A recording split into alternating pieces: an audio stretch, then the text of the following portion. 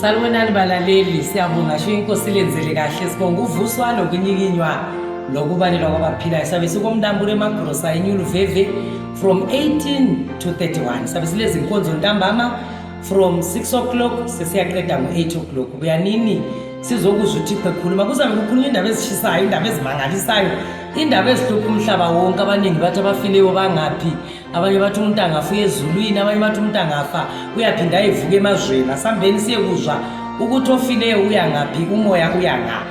Abantu abaningi bahluthwa ngama-church, uzwe kuthiwa i-church le yemele ikhonzwe, lolu suku ilomele lukhonzwe, kule confusion umhlaba wonke. Sambeni siye kuzwa ukuthi usuku lokukhonza yiluphi.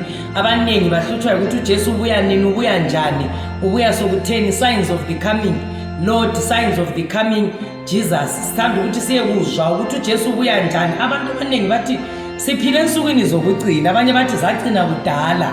Asambeni siye kuzwa ukuthi nxa sikhuluma ngensuku zokugcina sikhuluma ngani. Abanye bathi kubhabhathizwa uciliswe emanzini, abanye bathi kathathu, abanye bathi ka7, abanye bathi ka1.